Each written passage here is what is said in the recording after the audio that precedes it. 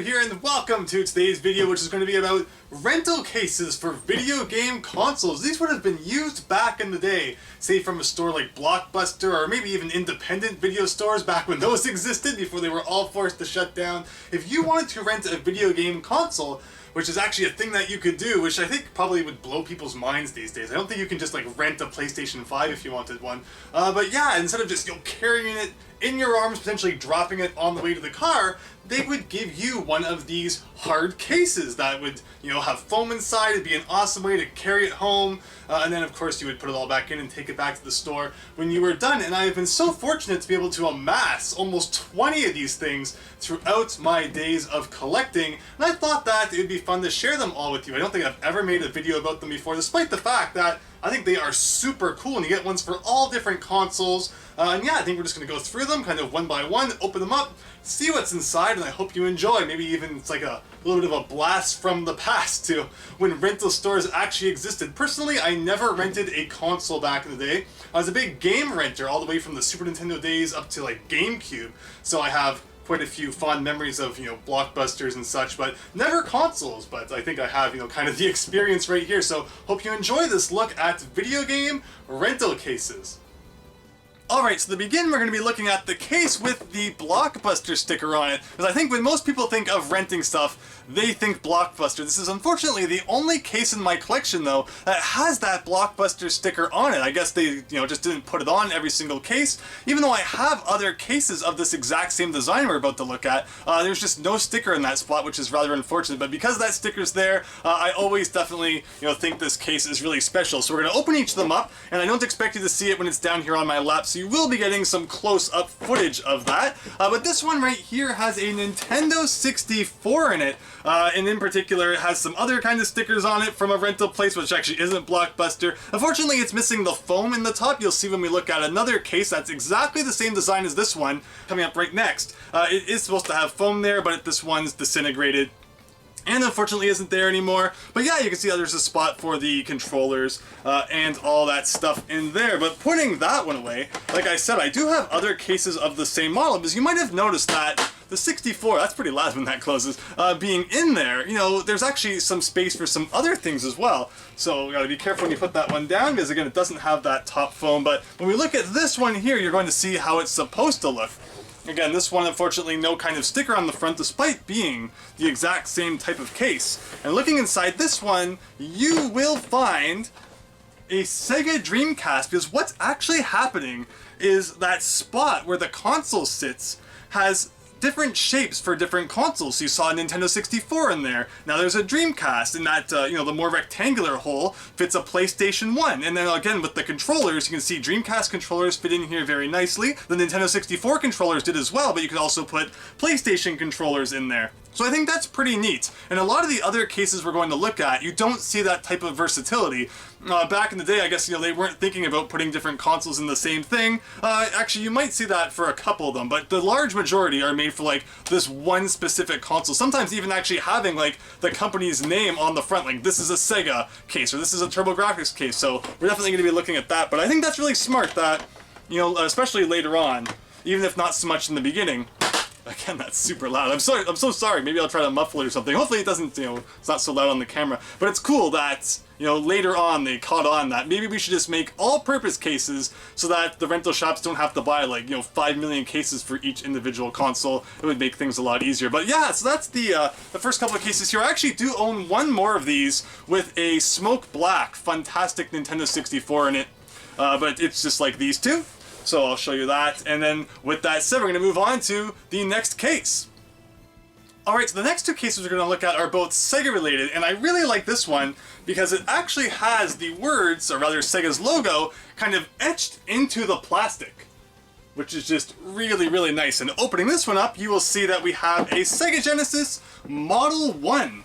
There's even room for some games in there, which is something you're going to commonly see. I don't bother usually filling up the spot for the games though, but it comes with a couple controllers, one on top of the other. Of course, your power bar and RF connector. And there's even a spot at the top where it looks like you could probably put the converter for Master System games. There's even some things actually kind of written in it, like what it's supposed to include in there, even a little bit of a label for the store that this was used at. It's all just so nostalgic, and I really do miss that kind of experience that you used to get back in the day from going to a rental store. It is such a shame that they're kind of, a thing of the past. And the next case that we're going to look at, while not as cool on the outside, it does not actually say Sega on it. I think that the inside of this case, it's one of my favorites. And what have we got here? So I should actually show you first the front. Again, pretty generic. There's just kind of a spot there where a sticker could be placed, should the company that used this have wished to. But opening it up, it's super cool. And inside, you will find a Sega CD actually attached to the Genesis. And I just love how the foam inside is perfectly fitted for that Genesis 2 and Sega CD combo to fit in there. And you even have room for 2 power cords, which of course was necessary if you wanted to play the Sega CD, because each one needed its own individual power. I just think that's so neat. And if you lift up the Sega CD, you actually get the controllers underneath. So this is just such a heavy-duty case. I love how the foam is so perfectly fitted for all the consoles to fit in there. And yeah, if I would have gone to a store back in the day and gotten this massive case to take home and play, I think I would have been pretty darn excited. Despite the fact that, the Sega CD is very hit and miss, I would be so sold on it if someone showed me this epic case. But yeah, those are a couple of Sega cases. We're going to see some more Sega consoles throughout this video. I think we're going to kind of jump around them, but there's no particular order we're going through these. I hope you're enjoying it so far, and next case is coming right up. This next one's another one of the absolute nicest cases I think I have in my collection. It is just so great. From the outside, maybe, it doesn't give you that impression. This case is actually a little bit smaller than some of the other ones we've looked at to this point, and that's because the console inside itself is actually a little bit smaller, but that doesn't mean that it's not one of the best consoles ever released, because opening it up, you'll actually see that it is a GameCube, and in this case I put the silver one in there. I just think that when this is all together, especially because of my choice of putting the silver one, it just looks so beautiful. Like, you could present this to anyone. I can just see, those TV shows where they open up the briefcase and there's like a whole, bundle of money in there. This is like, you open that up and it just shines because it's so nice. Of course, 2 controllers, the GameCube, and your AV and power cords. This is definitely one of my favorite cases in my collection, but from the outside, it's very, non-suspecting. You don't really know what's inside until you open it up, but when it's open, man, I think it's so cool. It doesn't, help at all that I absolutely love the GameCube, so definitely I think one of the coolest things I own. I just love these cases so much, but with that said, on to the next one. Alright, so it's time for the TurboGrafx 16 double feature. The next 2 cases we're going to look at are all about TurboGrafx, and they both have that really nice etching in the plastic again, just as we saw with the Sega case not too long ago. Again, nice, massive, heavy-duty cases, and opening this one up, you're going to see that the TurboGrafx 16 is in there with the Turbo Booster attachment. And so it actually is made that if you have that Turbo Booster stuck onto the back, which allows for some improved sound connectivity, it will fit in there all attached like that. And lifting that up, you got the controllers, power, and RF underneath. And there's once again a spot on the right for you to line up a whole bunch of games. But, I don't usually bother to fill it up, because then every time I wanted to play a TurboGrafx game, I have to go fish this case out. It's much more convenient to just have them all nicely lined up on the shelf. But yes, that's the first TurboGrafx case. I'm going to look at the second one now, which, you would probably swear I'm just holding up the same case to you again. It's actually a little bit thinner than the first case that we looked at, but you're going to see on the inside that, again, the orientation is actually also different. Rather than kind of the console being on its side, this time the front faces you, and you would once again have room for 2 controllers, actually room for a turbo tap this time, which allows you to play with more than just one player, power cord, RF, and a little less room for games, which I guess is how they saved all the space. Now you can maybe hold like 3 or 4 games, where you can pretty much put your entire library into that other case if you wanted to. But yeah, TurboGrafx 16, an absolutely classic console, and it's really cool to see that, effort was put into these cases. They have that etching on there, but that's what I meant by It's funny seeing those cases that were made later on for the S64 and PlayStation and Dreamcast, where the idea was, let's just make cases that you can put all these different consoles into. But back then, it was all about like,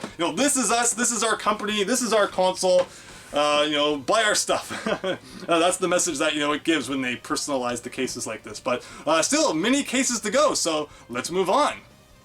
Alright, so here's an interesting one coming at you this time. It is a red case. It's so strange, a sea of all the black ones. This is the only one I own that's red, and it just stands out, but I love it. It's just so cool and unique. And I'm gonna let you guess, what do you think could possibly be inside this one? Because I really like this one. I'll give you a hint. It's like the oldest case that I own, and it's only for that specific console, unlike the next one we're gonna look at, which actually has some, variants in what you can put in there. Opening this up, you will find an NES console. So this is like way back, I'm guessing that there are probably some cases out there somewhere for like Atari 2600s. I've personally never seen one, but this is like the oldest console case that I own. And the NES, the Zapper, of course I had to put an orange one in there, it just matches the case too perfectly. And then you get, your RF power cord and a couple of controllers in there. I just love this case. I just think it's so neat. And again, it's such an anomaly among them, but it's just so, so, so cool. And I'll always, be able to tell the moment's notice just which one is the NES case, because it stands out, regardless of where you put it. I've always loved owning that one. But the next one we're going to look at is also NES, but this case is actually, despite being somewhat older, one that will hold some different consoles, and the person decided to write it upside down. Like, the handle's up here, but in order to read this, we gotta flip it over. DJ's Video at some point decided that this was going to be a Super Nintendo case, and it was made by Travel Master. But again, opening this up, despite the fact that it says Super Nintendo on the top, this case is made for also holding an NES. And as you can see, again, I have the Zapper and such in there. So despite the fact that it says Super Nintendo on the front, maybe I should have put a Super Nintendo in there, but I had an extra NES, so since it fit into this case, which again is kind of versatile, I decided to put it in there. But despite that, of course, this NES case, it only holds NES, which is why I think that one's so cool. And it's probably older than this one, which was, of course, made with the Super Nintendo in mind as well, which would have dated it probably a few years after the red one. But with that said, let's continue.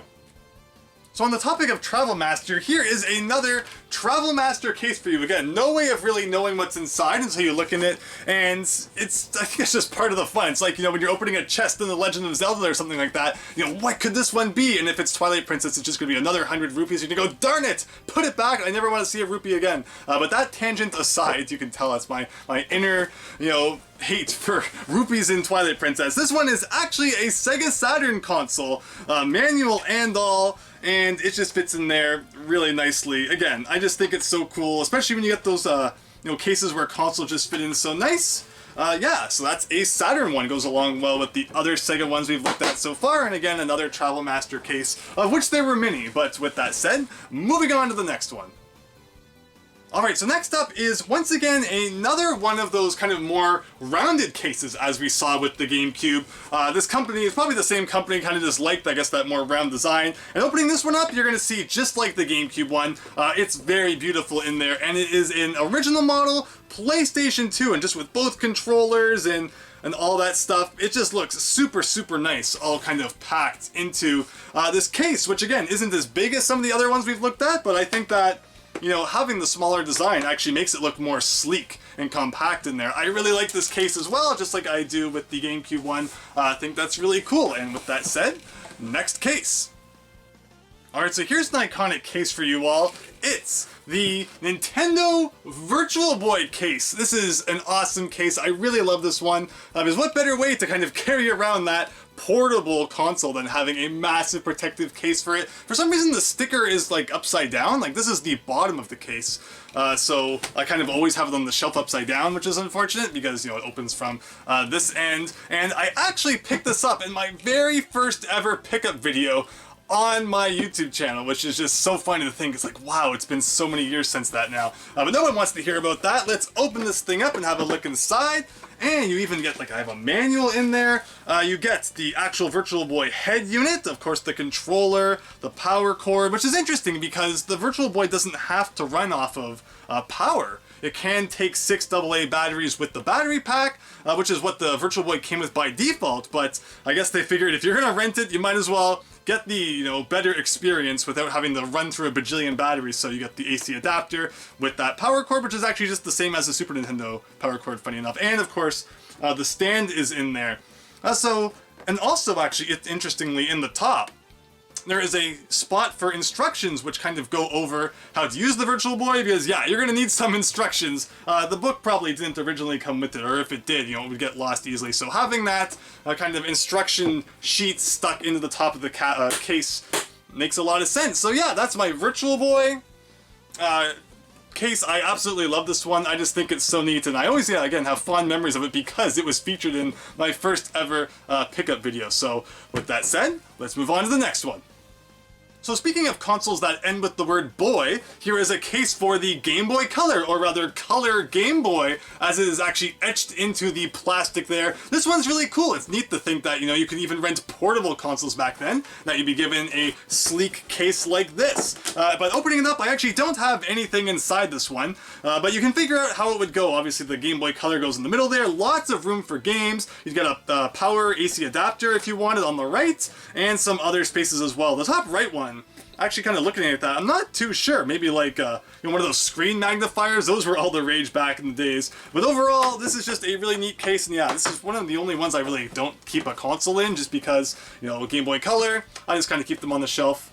But yeah, I like this case a lot. I think it's really cool. Definitely not one you see too often, and we're going to move on to the next case now. So here we are again with another Travel Master case. Now, it's cool because if you look at the top of this one, it says 3DO, but that's actually not what's in here, because again, this is kind of, you know, versatile. You can put whatever you kind of wanted in here, and all my 3DOs are either hooked up or they're actually in their original boxes. So opening this one up, you're gonna find that it's just kind of an Intellivision 2 that I stuck in there, and you'll see that the foam around the edges, it's not like in any kind of specific shape or mold. You really could put anything you wanted in here. I guess you just kind of maybe have to worry about it moving around if it wasn't too, you know, tightly fit. But otherwise, it's just kind of a generic storage case is what I was really mentioning. You know, when it comes to Travel Master, that's kind of what I think when I see their name on the cases, is they made a lot more of those kind of general ones that you could stick anything in that you wanted. And in this case, someone decided, you know, at one point it was a 3DO case, but it really could have been for pretty much any console that you could fit in there. So with that said, I think we're going to move on to the next case. This next one is very similar in shape to the case that we just looked at, but it does not have a Travel Master sticker on the front, so maybe it fell off at one point or such. You know, it definitely would have been possible if this was being passed around to a lot of different people renting it. But opening this one up, you'll see that the inside is actually not the same as the last one we looked at, where now there is a PlayStation 1 in there, and the foam definitely seems like it was made with that shape in mind. We even get some controllers, and of course you have to have the AV and power cord in there. There's probably, you know, the potential to fit another console into the spot where the PlayStation is, but it definitely seems like, you know, with the rectangular shape, that's what it was made for. But overall, once again, a more generic case, you know, no company name to be found on the outside of the case at all. But if you're renting something, that was just kind of a general purpose one that could be used for pretty much anything, but obviously PlayStation fits it pretty well. So with that, one more case to go, and I've saved, I think, a really cool one for last.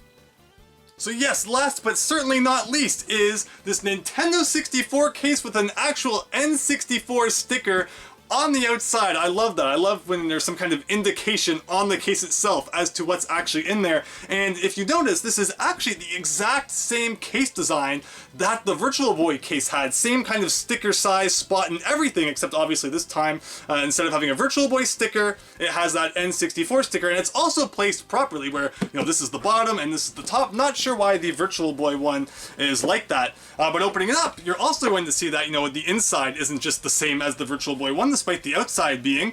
There is actually kind of a nice foam mold for you to fit an N64 with two controllers. In this case, I decided to put one of the kind of clear purple ones, atomic purple, and the gray ones, and again, everything else is in there underneath the console as well. And yeah, I just love that it actually says N64 on it. Whenever there's an indication on the outside that, you know, of what belongs in that case, I really, really love that. But with that said, that is my rental case collection. I hope that you enjoyed that. They're just such a blast from the past seeing them, because I think anyone who grew up with games, especially, you know, the earlier generations, earlier Nintendo consoles, you're really nostalgic for at least at some point going to the rental store and, you know, renting something. And I think that having these rental cases is really one of the kind of, you know, remaining factors of those days, so I really like going through them and, you know, picking them up whenever I can. They're of course becoming less common. It used to be something you would just come across at Value Village sometimes. You'd just be thrown on the shelf with the suitcases or something like that, but as with all retro stuff, it's all becoming rare, so I'm happy that I got what I did when I did. But if you have any stories to share about renting consoles, renting games, going to Blockbuster or other rental chains, please feel free to share them down in the comments below, and hopefully we can get some discussion going on in that regard. But I hope you enjoyed this video, and, you know, it felt like a little bit of a blast from the past. So thanks for watching. Hope you enjoyed, and hope to see you next time for something different. So thanks, and see you later. Thank you so much once again for checking out my videos. I really appreciate it. And if you enjoyed, please consider leaving a like and subscribing, as it really helps my channel out. With that said, hope to see you next time.